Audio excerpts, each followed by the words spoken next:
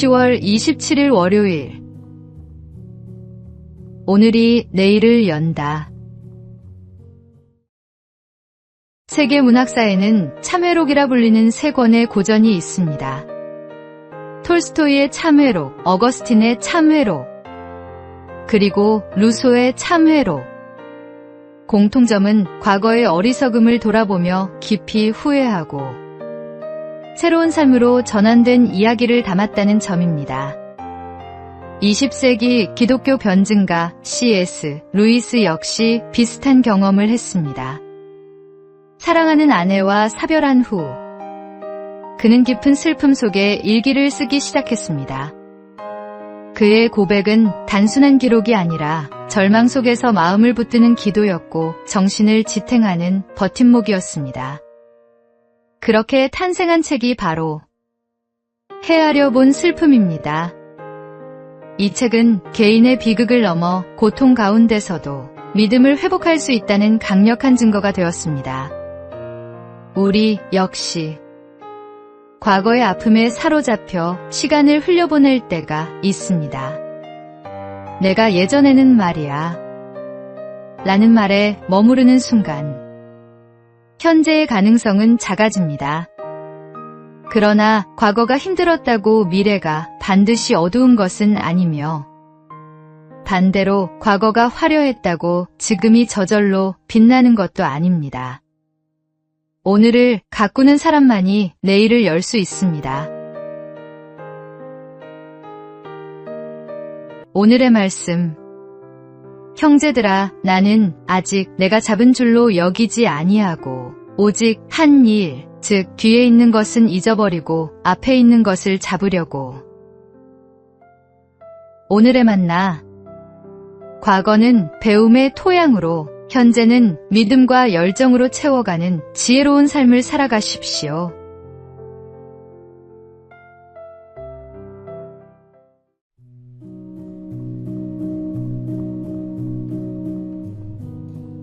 (10월 28일) 화요일.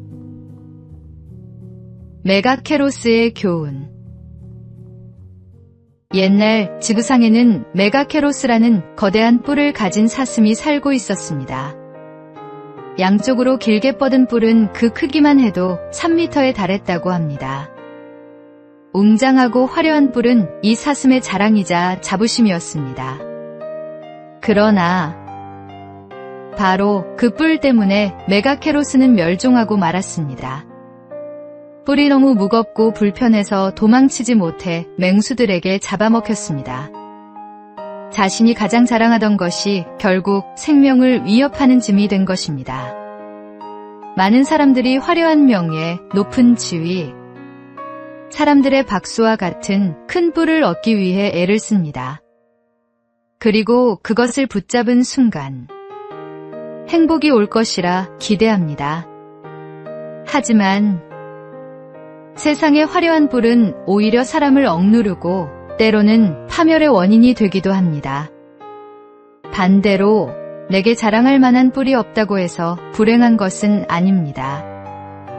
오히려 그것은 하나님 앞에서 더 안전할 수 있는 은혜일지 모릅니다.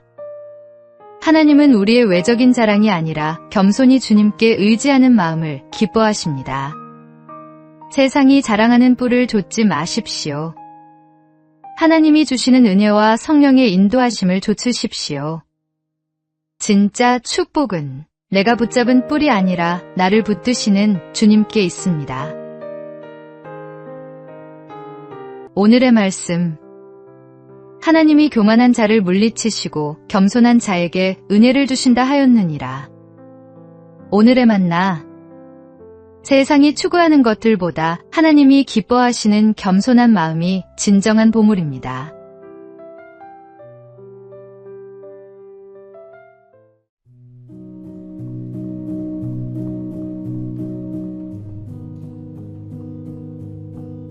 (10월 29일) 수요일.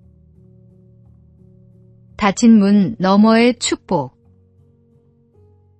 언젠가 한 권사님의 간증을 들었습니다. 그 권사님은 한국 시각장애인 최초의 박사이자 미국 조지 W. 부시 행정부에서 백악관 국가장애 위원회 정책차관보를 지낸 강영우 박사님의 부인이십니다.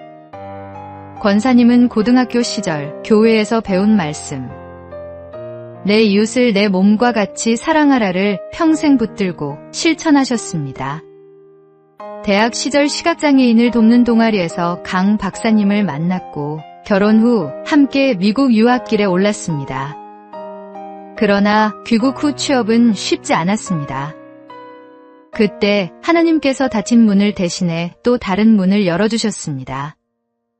미국 대학 교수직 제안이 있었고 마침내 백악관까지 길이 이어졌습니다. 두 아들은 아버지의 모습을 보며 꿈을 키웠습니다. 장남은 아버지가 시각장애인임을 알게 된 3살 무렵부터 안과의사가 되기로 결심했고 실제로 그 길을 걸었습니다. 차남은 법학을 전공해 아버지의 뒤를 이어 오바마 행정부 특별입법 보좌관으로 섬겼습니다.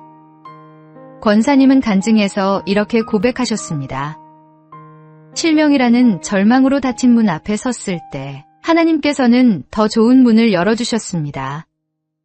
삶의 길에서 우리도 종종 닫힌 문을 만납니다.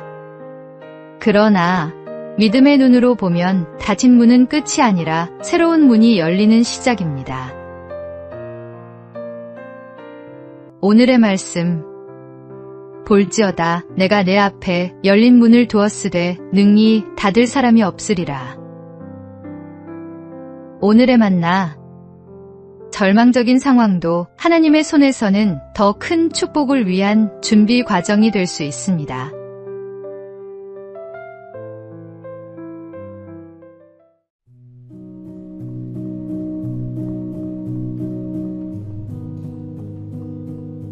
(10월 30일) 목요일. 낙타의 지혜. 낙타는 하루의 시작과 끝을 반드시 주인 앞에 무릎을 꿇으며 맞이합니다. 저녁이 되면 등에 진 무거운 짐을 내려놓기 위해 무릎을 꿇고 아침이 되면 다시 새로운 짐을 싣기 위해 주인 앞에 엎드립니다. 낙타의 주인은 그가 감당할 수 있는 무게를 잘 압니다. 그래서 결코 짊어질 수 없는 짐을 얹지 않습니다. 우리의 삶도 이와 같습니다. 하나님은 우리를 누구보다 잘 아시는 분입니다. 우리가 감당할 수 없는 무거운 짐을 맡기시는 분이 아닙니다. 새에게 날개는 무겁습니다. 그러나 그 날개 덕분에 하늘을 날 수 있습니다. 마찬가지로 크리스천의 삶에도 짐이 있습니다. 때로는 육체의 연약함이라는 짐, 때로는 마음의 상처와 관계의 갈등이라는 짐, 또 때로는 맡겨진 사명의 무게라는 짐입니다.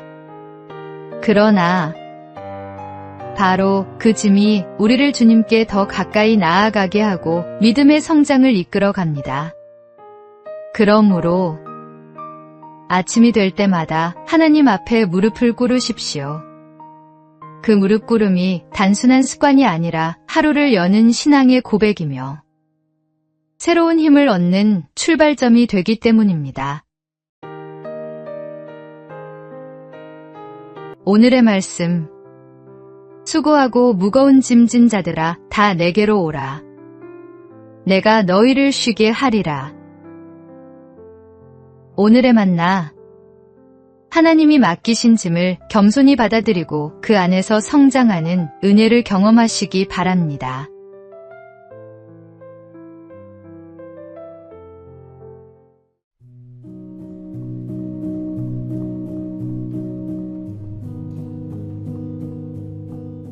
(10월 31일) 금요일. 도끼날을 가는 시간. 두 나무꾼이 있었습니다. 한 사람은 친구를 이기겠다는 마음으로 새벽부터 밤늦게까지 도끼질을 멈추지 않았습니다. 그러나 다른 이는 50분 일하고 10분은 꼭 쉬었습니다. 산을 내려올 시간이 되어 보니 쉬어가며 일한 친구가 오히려 더 많은 장작을 준비했습니다. 놀란 첫 번째 나무꾼이 이유를 묻자 친구는 이렇게 대답했습니다. 나는 쉬는 시간마다 도끼날을 갈았네. 한 달을 마무리하는 오늘, 우리의 삶도 이와 같지 않을까요? 아무리 바쁘게 살아도 멈추어 서서 도끼날을 갈지 않으면 결국 열매는 빈약할 수밖에 없습니다. 하나님과 동행하는 시간, 말씀 앞에 서는 시간, 감사와 기도로 자신을 다듬는 시간이 바로 도끼날을 가는 시간입니다. 지나온 한 달 동안 혹시 무조건 앞만 보고 달려오지 않았습니까? 이제는 잠시 멈추어 도끼날을 갈아야 할 때입니다. 한 달의 마지막 날은 단순히 끝이 아니라 새로운 달을 더 잘 살아가기 위한 준비의 시간입니다. 작은 쉼과 성찰이 오히려 더 큰 능력이 되어 다가올 날들을 이기게 합니다. 오늘 10분이라도 하나님과 함께 머무르십시오. 그 짧은 시간이 당신의 마음을 새롭게 하고 다가올 한 달을 더 깊고 풍성하게 열어줄 것입니다. 오늘의 말씀, 너희를 향한 나의 생각을 내가 아나니 평안이요 재앙이 아니니라. 너희에게 미래와 희망을 주는 것이니라. 오늘의 만나, 바쁜 일상 속에서도 하나님과 함께하는 시간을 통해 영적 도끼날을 날카롭게 하는 지혜를 가지십시오.